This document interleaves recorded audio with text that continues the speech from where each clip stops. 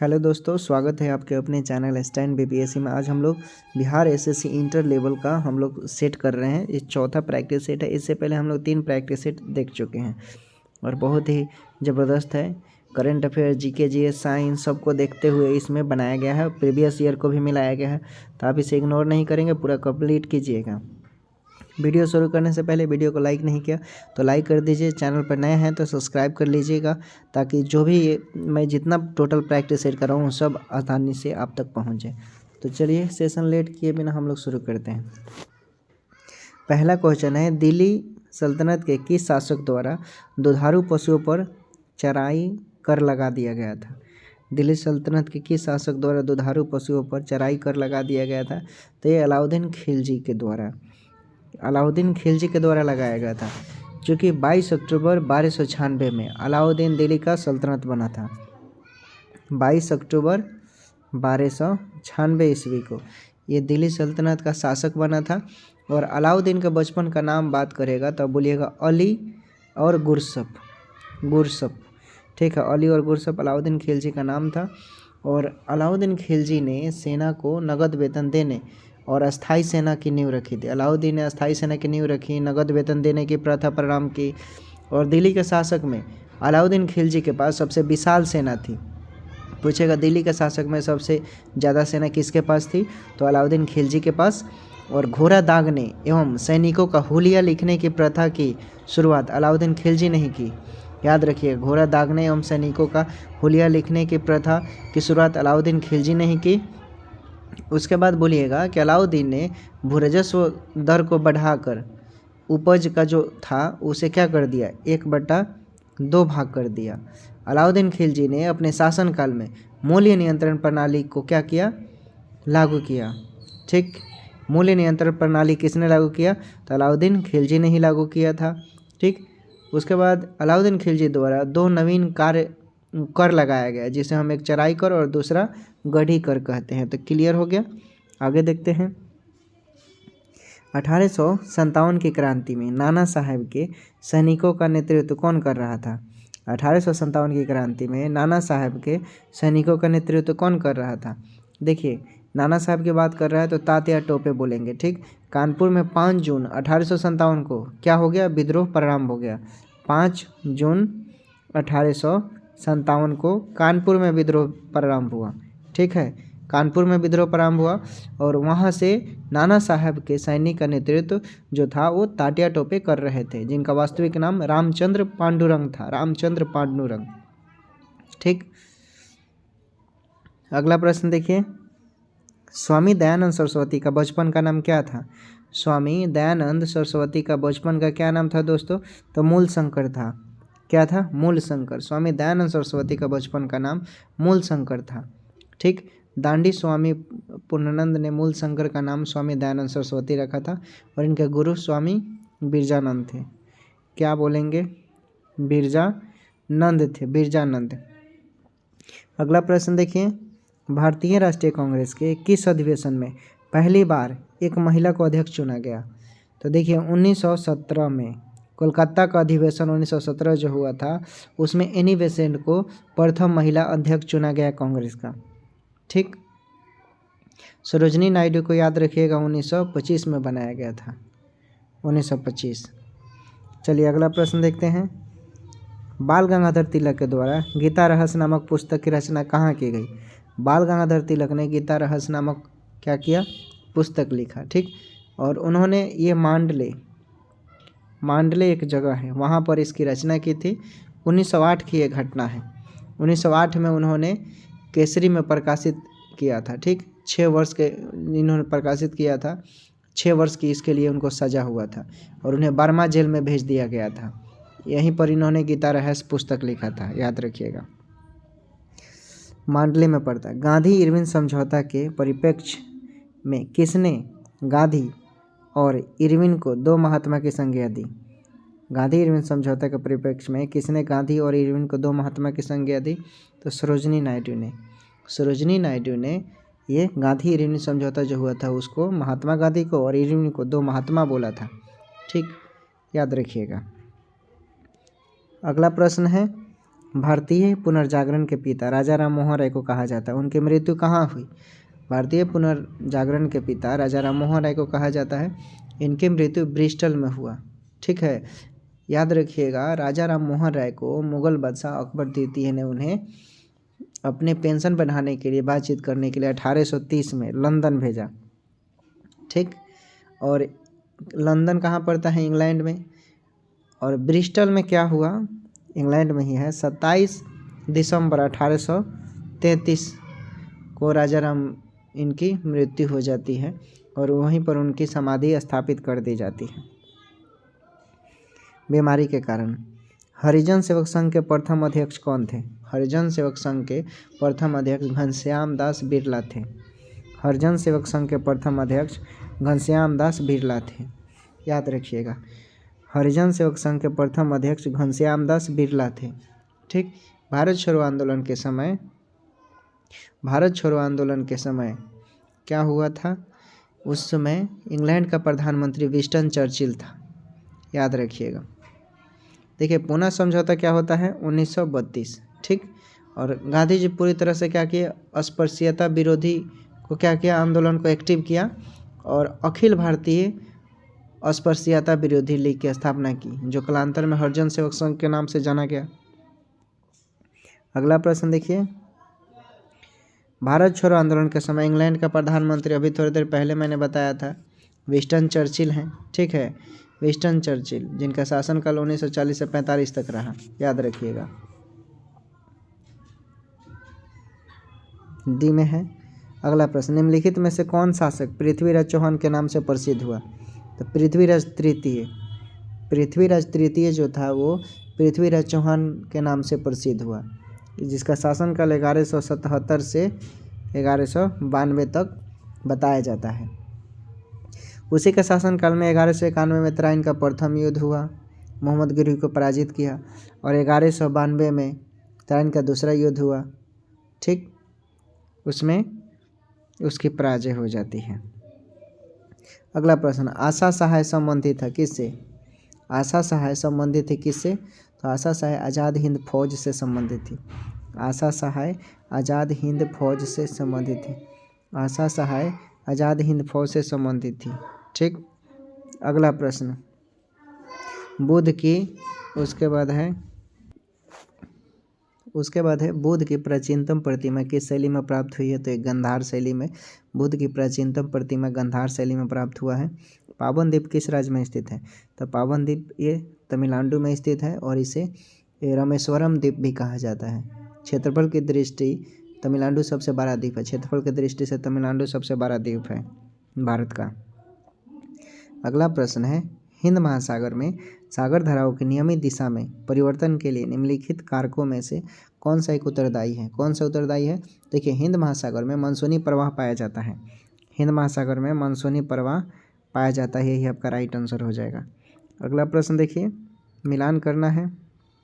एक तरफ महासागर है और दूसरी तरफ सबसे गहरे स्थान है। ठीक, तो यही मिलान करना है। देखिए, प्रशांत महासागर तो मैरियाना ग्रंथ। ठीक, मैरियाना ग्रंथ में देखिए, तो इसमें प्रशांत महासागर जो है ये मैरियाना ट्रेंच जिसको बोलते हैं, ट्रेंच में से गर्त होता है। अटलांटिक महासागर था, अटलांटिक महासागर प्यूर्टोरिको गर्त में यहाँ है। इसका कहाँ? प्यूर्टोरिको ग्रंथ में ये सबसे गहरे स्थान पर पाया जाता है। प्यूर्टोरिको ट्रेंच बोलेंगे अटलांटिक महासागर का। हिंद महासागर को जावा गर्त बोलेंगे। हिंद महासागर को जावा गर्त बोलेंगे और आर्कटिक महासागर को यूरेशियन बेसिन बोलेंगे। क्या बोलेंगे? Eurasian basin. क्लियर हुआ?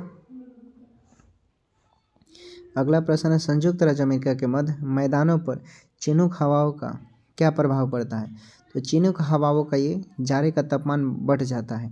संयुक्त राज्य अमेरिका के मध्य मैदानों पर जो चिनूक हवा है वो ठंड के दिनों में इसका टेम्परेचर बढ़ जाता है। तो अगला प्रश्न देखिए, निम्नलिखित किस पहाड़ी पर पूर्वी घाट पश्चिमी घाट से मिलता है? किस पहाड़ी पर पूर्वी घाट पश्चिमी घाट पर यह मिलता है?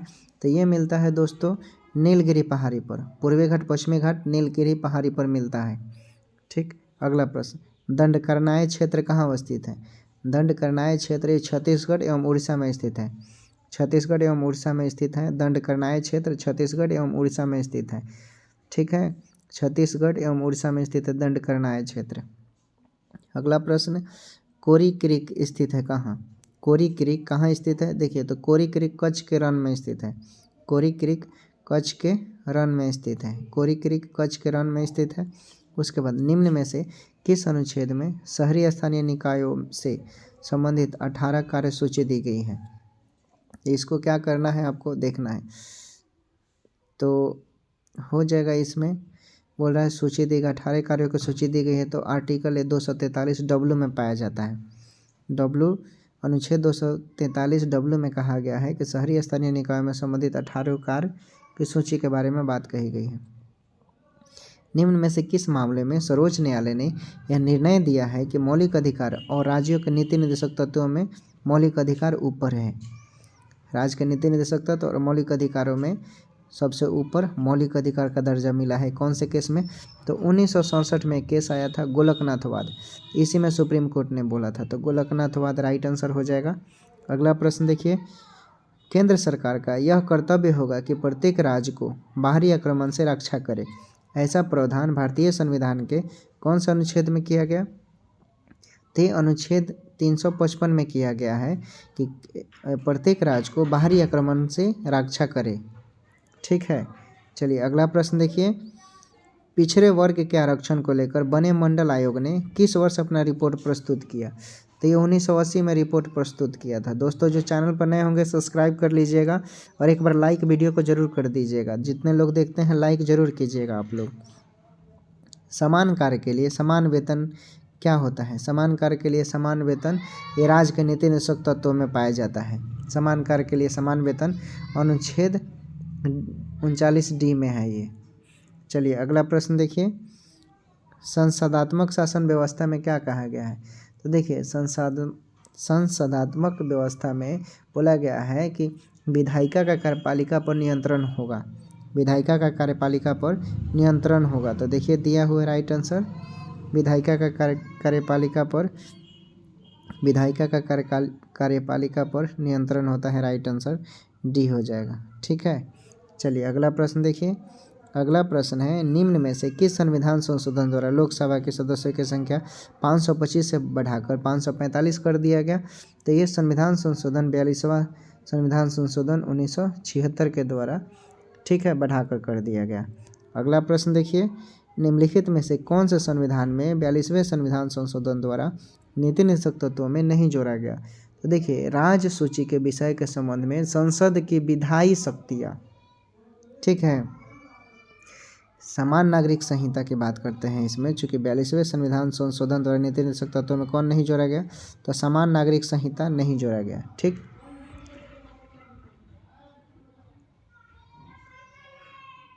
अगला प्रश्न, भारतीय संविधान का अनुच्छेद 249 संबंधित है किससे? भारतीय संविधान का अनुच्छेद 249 किससे संबंधित है? तो राज्य सूची के विषय के संबंध में संसद की विधायी शक्तियों से क्या है, ये संबंधित है।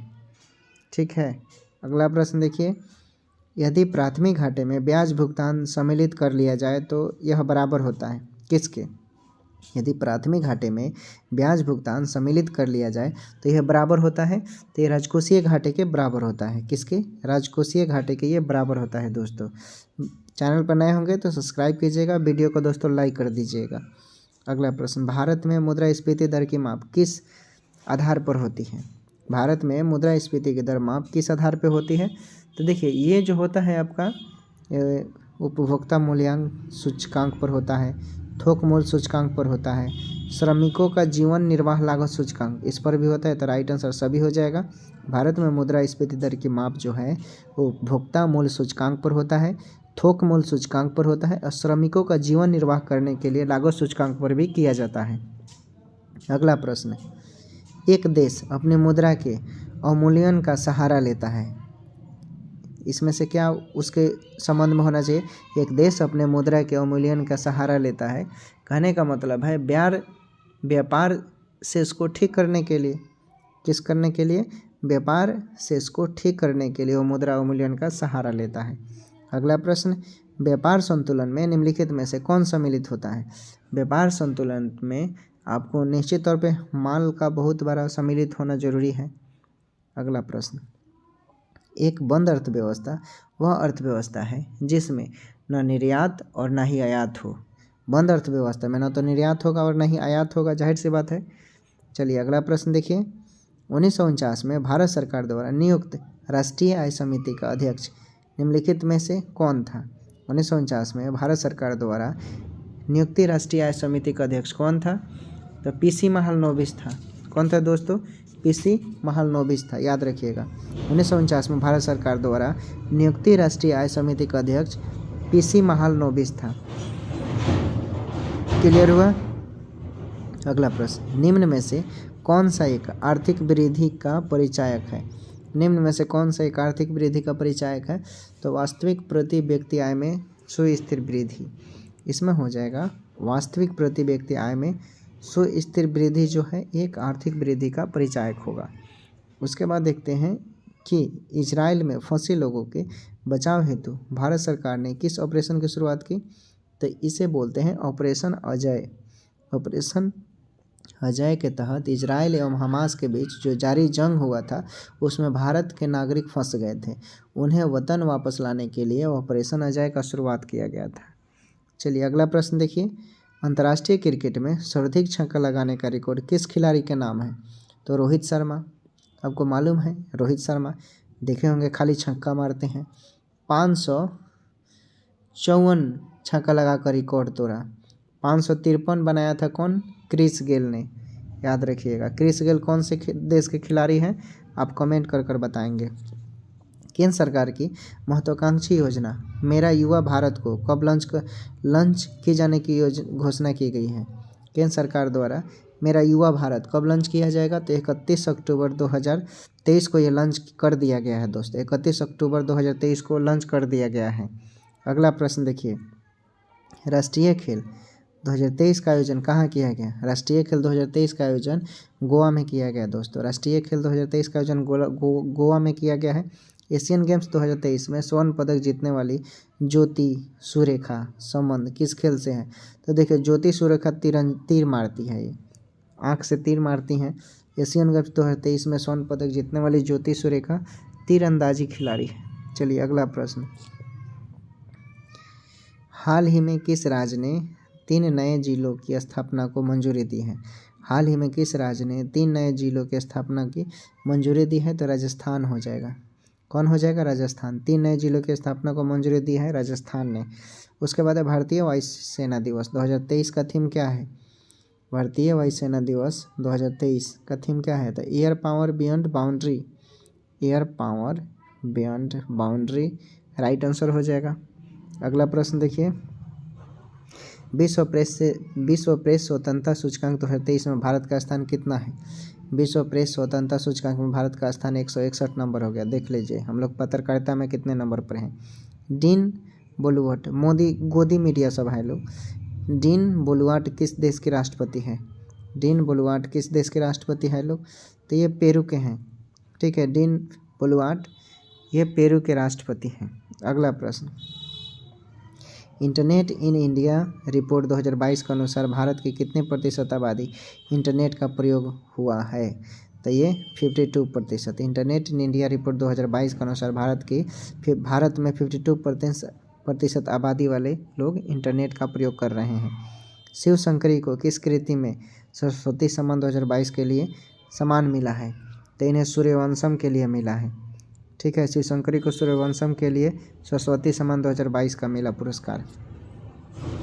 पीएम मित्रा योजना के तहत कितने राज्यों में मेगा टेक्सटाइल पार्क स्थापित करने की मंजूरी दी गई है? तो 7 राज्यों में मेगा टेक्सटाइल लगाने की मंजूरी दी गई है पीएम मित्रा योजना के तहत। परमाणु ऊर्जा की स्थापना किस वर्ष की गई? परमाणु ऊर्जा की स्थापना 1955 में किया गया। ठीक है, और पर भारत में परमाणु ऊर्जा आयोग की स्थापना की बात करेगा तो 1948 बोलेंगे। भारत में परमाणु ऊर्जा आयोग की स्थापना 1948 में हुआ। भारत में परमाणु ऊर्जा आयोग की स्थापना 1948। और परमाणु ऊर्जा विभाग की स्थापना की बात करेगा तो 1954। भारत में परमाणु ऊर्जा विभाग की स्थापना 1954। भारत में परमाणु ऊर्जा विभाग और परमाणु ऊर्जा आयोग अलग है।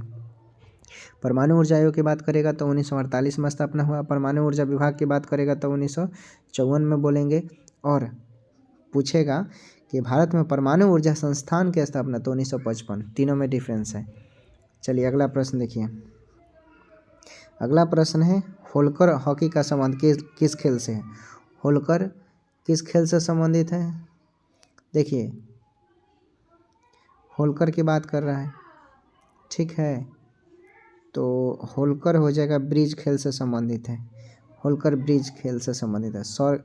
अगर बैडमिंटन की बात करता तो थॉम्स कप होता। बैडमिंटन में थॉम्स कप खेला जाता है, ठीक है, बैडमिंटन में थॉम्स कप।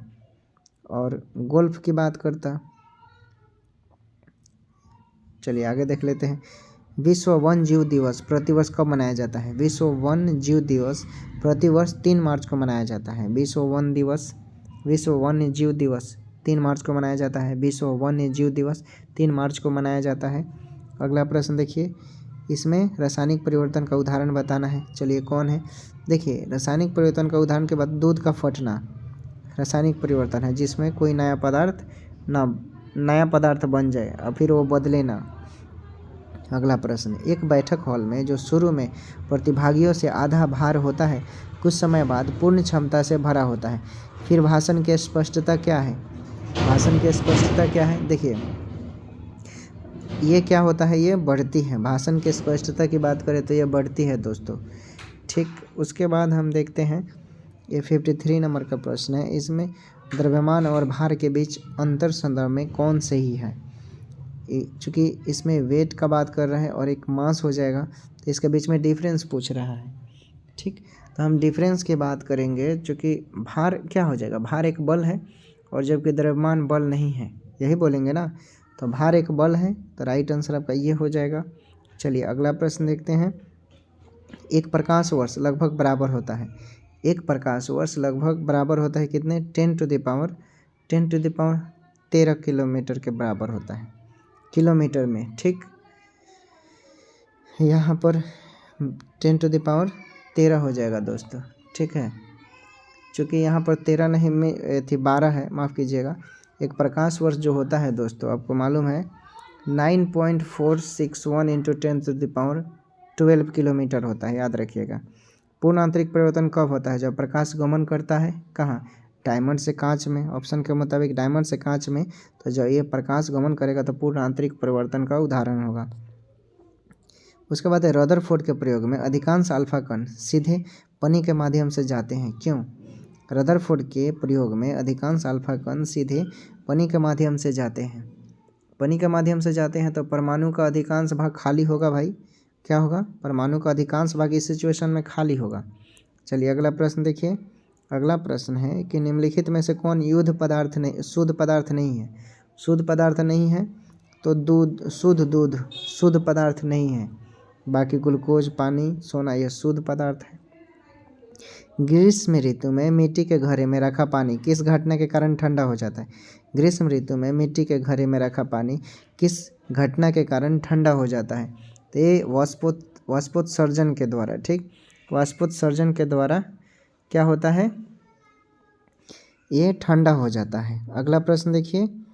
दृष्टि बाधित छात्र निम्नलिखित में से किसका उपयोग अम्ल क्षार संकेत के रूप में कर सकता है? दृष्टि बाधित छात्र निम्नलिखित में से किसका उपयोग अम्ल क्षार संकेत के रूप में कर सकता है? चलिए करने की बात बोल रहा है, इसलिए क्या हो जाएगा? वेनिला के गुण वाला जो है ये दृष्टि बाधित छात्रों के लिए उपयोग में अम्ल क्षार के संकेत में मदद करता है।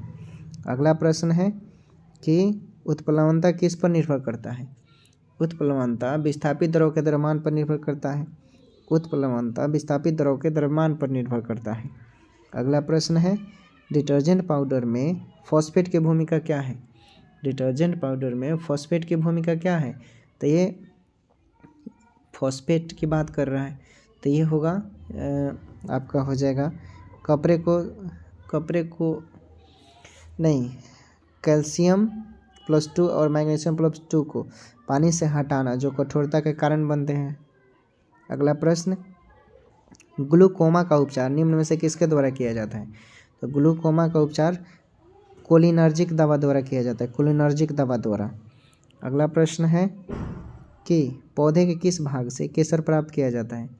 पौधे के किस भाग से, तो वर्तिकाग्र या वर्तिका बोलेंगे, वर्तिकाग्र एवं वर्तिका बोलेंगे दोस्तों। अगला प्रश्न है कि निम्नलिखित में से कौन सा एक वनस्पति प्रवर्धक है, वनस्पति प्रवर्धक है चूँकि, तो इसमें बोआई हो जाएगा। बोआई जो होता है दोस्तों वनस्पतिक प्रवर्धक होता है। अगला प्रश्न है निम्नलिखित में से कौन सा कथन एक लिंगी फूलों के लिए सत्य है, एक लिंगी फूलों के लिए सत्य है इसमें से। तो देखिए एक लिंगी के लिए हम बोल सकते हैं क्या कि उनके पास या तो पुंकेसर या स्त्रीकेसर होता है, ठीक। उसके बाद हम बोल देंगे कि वे पर परागण प्रदर्शित होते हैं। उसके बाद केवल पुंकेसर वाले उभयलिंग फूल फल नहीं दे सकते हैं, तो राइट आंसर बी हो जाएगा। अगला प्रश्न, डायोस्टल के दौरान क्या होता है, डायोस्टल के दौरान क्या होता है। चलिए, तो ये हृदय जो होता है रक्त से भर जाता है, डायोस्टल के जब होता है तो हृदय रक्त से भर जाता है। अगला प्रश्न देखिए, धमनी एक रक्तवाहिका है जो रक्त ले जाती है, धमनी एक रक्तवाहिका है जो ले जाती है, कहाँ ले जाता है। देखिए चूँकि धमनी जो है ये धमनी क्या करता है, हृदय से दूर ले जाता है, रक्तवाहिका को हृदय से दूर ले जाता है। अगला प्रश्न है कि कौन सी कोशिकाओं की सच्ची कोशिका नहीं माना जाता है, कौन सी कोशिकाओं को सच्ची कोशिका नहीं माना जाता, तो प्लेटलस को सच्ची कोशिका नहीं माना जाता है। शलजम किस कुल से संबंधित है, तो क्रूसीफेरी, शलजम जो है ये क्रूसीफेरी से संबंधित है, किससे, क्रूसीफेरी से संबंधित है।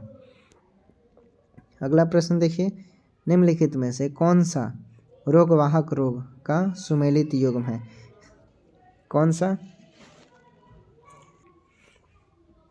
देखिए इसमें बोल रहा है कि रोगवाहक और रोग का सुमेलित युग्म बताना है हमें। देखिए क्यूलस जो होता है फिलेरियस होता है, क्यूलस फिलेरियस होता है, ठीक। पीला ज्वर का मुख्य रूप से क्या होता है, एडिज इजिप्ट प्रजाति के मच्छरों द्वारा होता है, ठीक। पीला ज्वर होता है वो घरेलू मक्खी से थोड़े होता है, ये घरेलू मक्खी से नहीं होता है, ये एडिज इजिप्टी की प्रजाति होती है उसके द्वारा होता है। डेंगू ज्वर किससे होता है, ये भी इसका नहीं होगा, सिर्फ ये हो जाएगा, क्यूलेक्स जो है फिलेरियस होता है दोस्तों। अगला, आयरन की कमी से होने वाला एनीमिया किस परजीवी संक्रमण का जटिलता है, आयरन की कमी से होने वाला एनीमिया किस परजीवी संक्रमण का जटिलता है, तो हुकवर्म का होता है दोस्तों, किसका, हुकवर्म का। अगला प्रश्न, निम्नलिखित में से किसका उपयोग प्रोबायोटिक के रूप में किया जाता है, प्रोबायोटिक के रूप में किसका किया जाता है, तो ये किया जाता है लैक्टोबैसिल्स का, ये लैक्टोबैसिल्स का प्रयोग किया जाता है, प्रोबायोटिक के रूप में लैक्टोबैसिल्स का प्रयोग किया जाता है। अगला प्रश्न है, शीतल पेय की बोतलें और बच्चों को दूध पिलाने की बोतलें आमतौर पर बनी होती हैं, शीतल पेय की बोतल और बच्चों को दूध पिलाने वाली बोतलें जो होती है आमतौर पर किसकी बनी होती है, तो ये पॉलीस्टाइरिन की बनी होती है, किसकी, पॉलीस्टाइरिन की बनी होती है दोस्तों। अगला प्रश्न, नाइट्रेट उर्वरकों के अत्यधिक प्रयोग से बच्चों में कौन सा रोग होता है, नाइट्रेट उर्वरक का अगर हम बच्चों में अत्यधिक प्रयोग करते हैं तो इसमें होता है मेथोमोग्लोनिमिया, ये क्या हो जाएगा, रोग हो जाएगा, मेथोमोग्लोनिमिया, ये बच्चों में रोग हो जाएगा ज़्यादा हम नाइट्रेट उर्वरक का प्रयोग करेंगे तो। बायोगैस में मीथेन सामग्री कितनी होती है, बायोगैस में मीथेन सामग्री होता है 55 से 75%, ठीक है, 55% जो होता है वो बायोगैस का होता है। अगला प्रश्न है, दो संख्याओं में से छोटी संख्या बड़ी संख्या के 1/6 है, यदि उसका योग 49 है तो बड़ी संख्या ज्ञात करना है।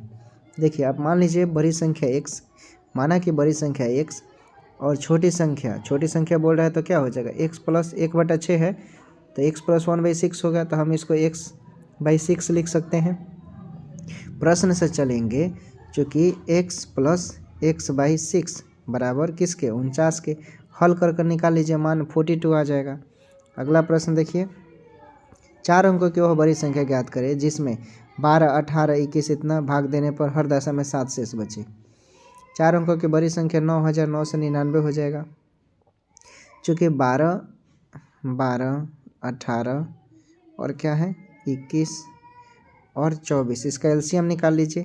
एलसीएम निकालेंगे तो अब 504 आ जाएगा, ठीक। और 9999 में भाग दीजिए 504 से, कितना आएगा, शेषफल 423 आ जाएगा, ठीक।